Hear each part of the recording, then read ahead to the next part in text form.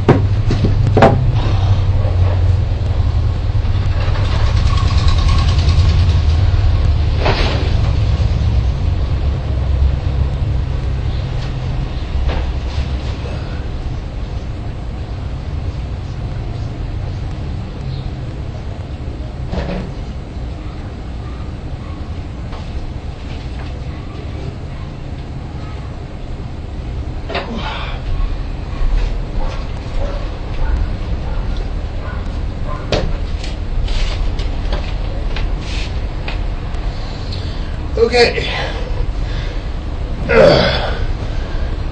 If you have to survive the apocalypse and the zombie apocalypse and all that stuff, end of the world and Ephesians 6:12 and all that, and you want a quick and readily available source of protein, which I don't recommend, by the way. I don't recommend protein. I recommend all the other types of crops. But let's say that you want to eat meat because you're just too damn demonic not to. And there is no more cows, horses, bears, elephants, because mankind has extinguished all beings from the earth. More than likely, we will keep still a few of these around. Hey, come here, you little shit. Come here. Oh, baby. He's shy. More than likely, we'll have some of these around. Now, how can you keep these, raise these, and make sure that they are clean enough to be eaten? Or a good pet to have around. They scout out for, weed seeds. They're just the best pet around. Okay, how do you have hamsters, rats, rabbits, whatever, cheaply and efficiently and cleanly? Most importantly, cleanly. Okay. We're going to put this one in my shoulder where they belong. By the way, if you want to have a walk or long companion is the right word, that will help you when you're a street person in any big city in the world. The companion that I mostly vouch for, and Sammy Gar from LA, you taught me how to do it. You're the best. Bravo, chica. Mouse, a good sized mouse, a rat sized mouse, or in a better case yet, a rat. Mice have their own things. Can be hidden anywhere, literally anywhere. You can keep it in your shoulder, and he'll never fall off from there if you train it from an early age not to jump. They don't jump. Just believe me, they don't jump. They sometimes tickle your back. They don't jump. They never, ever, ever, ever, ever bite. Much better than a dog or a cat, but you can't say that about. They eat very little. They are extremely helpful because they will identify threats to you long before you did. And anyways, best pet around. Obviously, we sell these here. You see that? Se venden ratones Cerebro. I actually don't sell them. I give them away, but I give them away under one very strong rule. You cannot use them as food or feed them to other animals. You cannot play with them until they die, and you gotta keep them more or less well. I've trained people how to own mice. That's one of my things here. I've owned rats and mice my whole life, and I'm a big fan of rats and mice, and hamsters to a lesser degree, and all rodents. And I've owned them, and I'll give you one for your family, for your kids, if you want one, but under the promise that you will take good care of that little friend, because they're great little friends to have, and if you treat them well, you know, move over Garfield and Odie. Here comes Mickey Mouse. Alright? So, how to keep a rat? Well, you need a bucket. I have this transparent bucket, which is actually a water bottle that I cut off. You need some wood shavings. It's the best thing. You go to any wood shop or something, you can ask them for wood shavings. They usually give them to you for free because they use them. You can use to a lesser extent cardboard. You can use paper, recycled paper, but the thing that will keep their odor down to a minimum, like to the bare minimum, there'll always be an odor. That guarantee you, because their pee-pee is very acidic.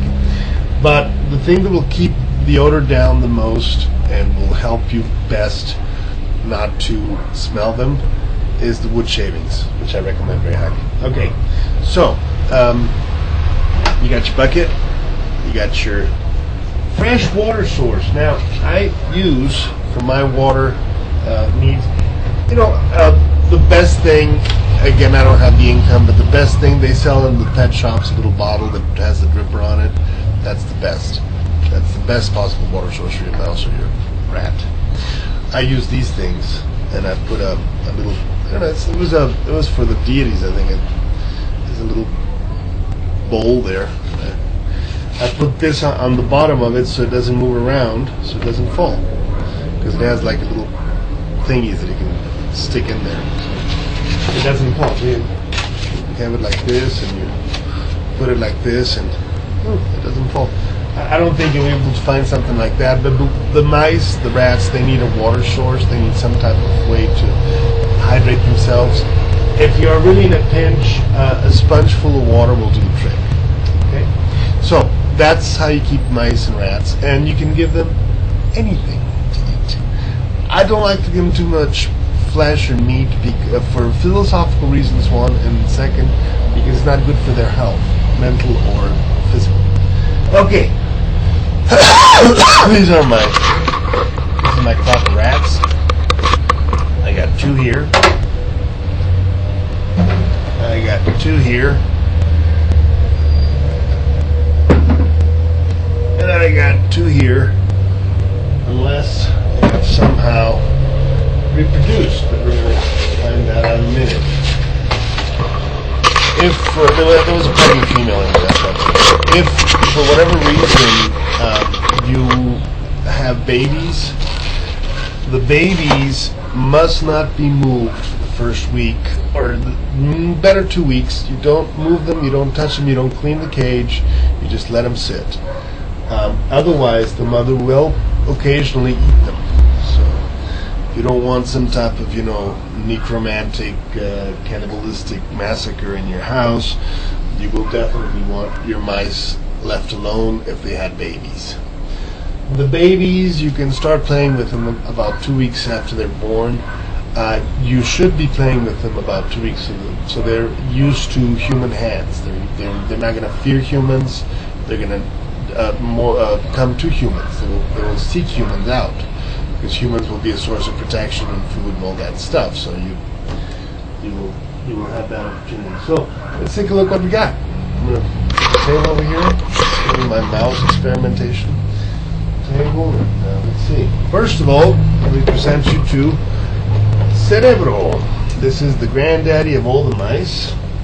Cerebro. Hola, dile hola a la cámara. Yeah. That's the granddaddy of all my mice. That's the principal mouse I have. That's my best friend, my buddy, my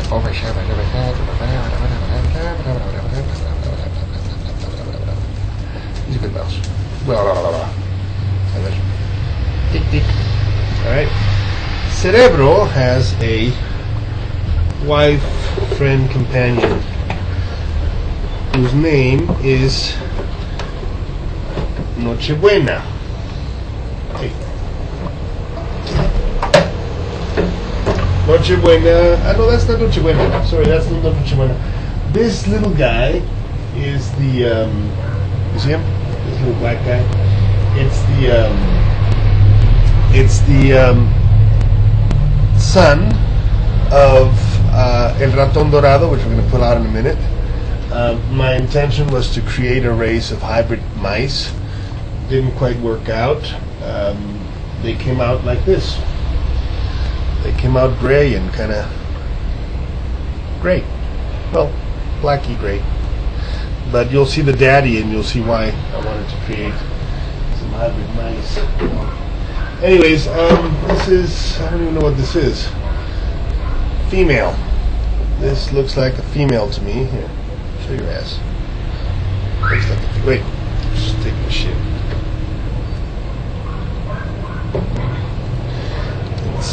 That is a female.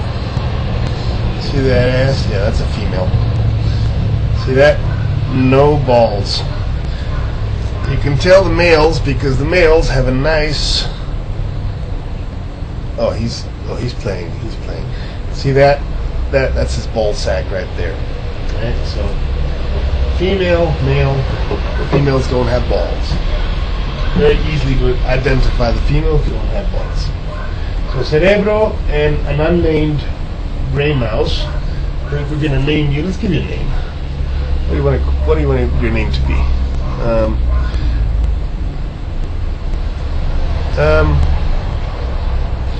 We're going to call you Mouse Experiment 1.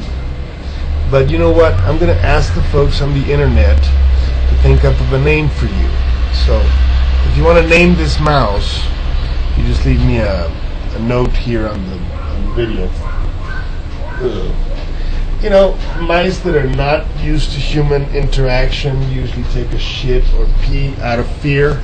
They get so terrified of you as human beings that they pee on you. Don't look at it back. This little guy would never pee on me because he knows that I'm okay. He knows that I'm not a threat to him. He loves me. So, but many mice will actually pee on you. Well, actually, all mice. All mice will pee on you and shit on you at first because they'll be afraid of you. If you don't like that smell, you don't like mice, and you shouldn't be watching this video. If you love mice, as I do, and you're just learning about them, just get used to the smell. You'll deal with this smell if you like mice, whether you like it or not. Okay. Then we have, in part I'm doing this because we're going to clean their cages, so I wanted to see what I have. Okay, then we have in the next bucket, we have El Tuerto.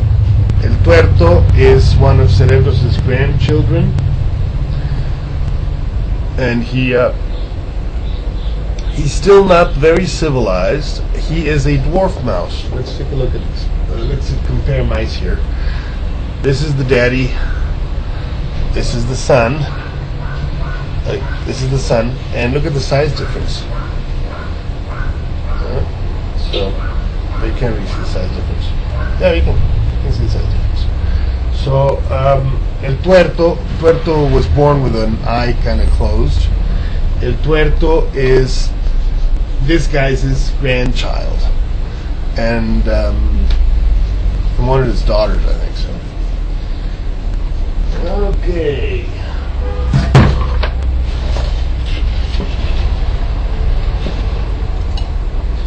Here we have one of his daughters. This is Rosita Fresita. Rosita Fresita is a good mouse that she's pregnant, I think. No, she's not. You don't see any babies. Let's see. No babies. I don't see any babies. So she wasn't fat or nothing. So yeah, there's no babies here. All right. Rosita Fresita is oh God, which one is it? Okay, this is Rosita Fresita. This is Cerebro. This is mouse experiment number 1. This is El Tuerto. Rosita Fresita is the mother of this mouse. This mother begat this mouse. This mouse begat this mouse. This mouse begat this mouse. These two are brothers. Okay? So, I don't usually buy mice because I don't have to. I kind of create them. I make them. So,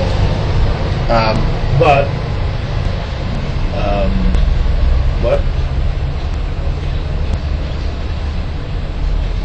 depending on how they get along, I'll put them all together. I think that a wild card there. Yeah, that's what I'll do. Put them all these guys together. I need a bigger mouse cage. Okay, and oh, here we go. This is Noche Buena. I don't buy mice, but I did buy one mouse. Okay, Noche Buena. Noche Buena is pregnant. Here she goes. She's pregnant still. She's a big, fat, pregnant female. Okay? She is daughter of Cerebro, who's over there. So, Noche Buena.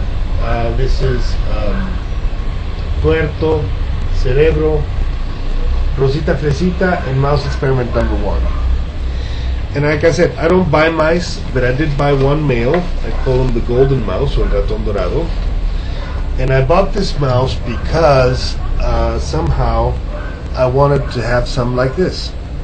So this guy is the father of this one with this one. And she is this guy's daughter with another mouse that died already. So there's my mice. Now, I keep this guy and this guy separated because they fight. But hopefully, now that they've been around together for a while, maybe they'll get along. Maybe they'll actually not fight.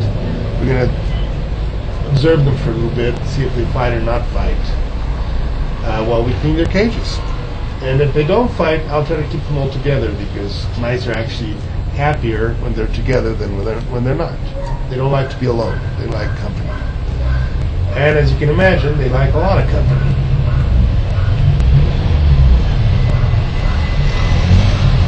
And now they're in the process of smelling each other, trying to figure out what's going on.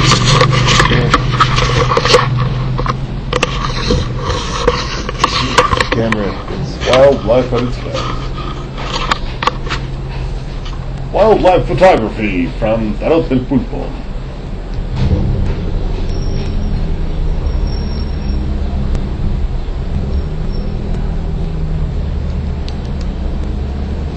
There they are.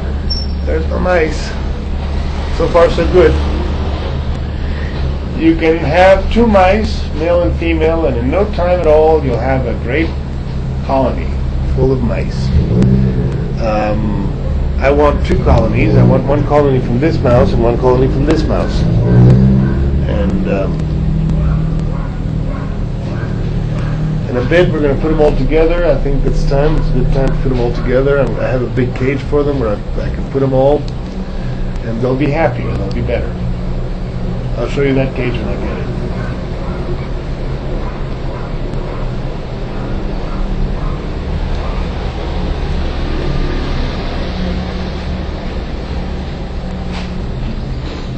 I'm just going to let the camera run, and you guys come to your own conclusions about the behavior of these little animals.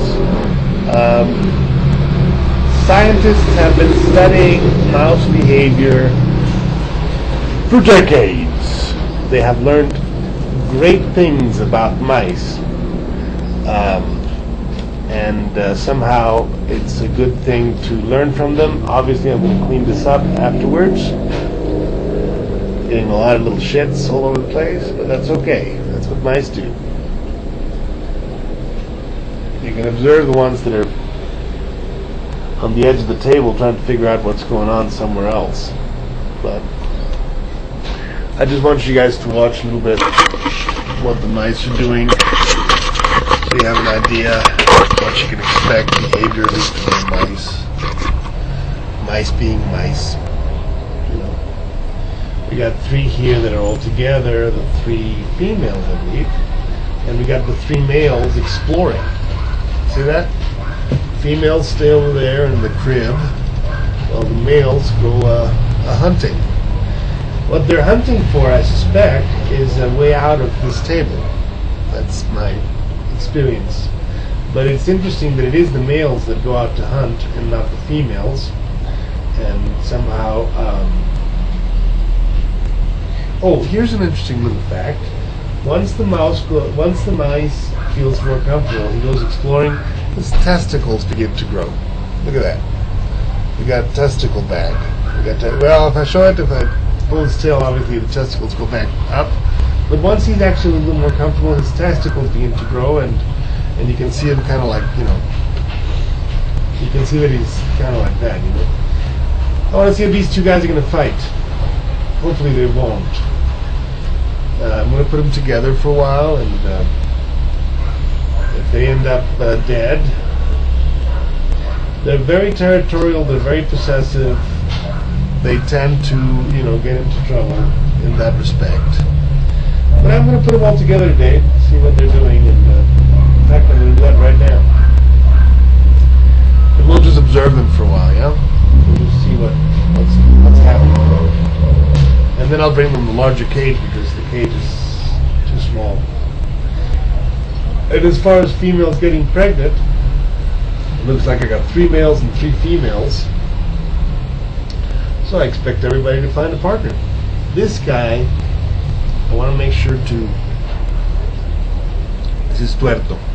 Tuerto is a male. He's very small. I've been helping him out get strength. He was going to die. His mother actually abandoned him. His mother actually said she didn't want anything to do with him. But that's exactly the reason that I got an interest on this mouse, because this mouse is a reject from the mouse colony. So I want to see why they rejected him. Why they rejected him. He may not be fertile, so I'm going to make sure to get him with a couple of females that are to his liking. And if he doesn't get pregnant, well, it'll be interesting. And this one is pregnant, so I'm not too worried about her. I'm going to leave her over here somewhere alone when she gets her babies. I'll leave her alone with the babies, and then I'll sell the babies. Babies are a good market here. A lot of people use them for feeders. They use them in schools for studying. Mice have a lot of uses. It's an interesting animal to work with. But I am going to take them out of the table because they're taking way too many shits. Thanks for watching.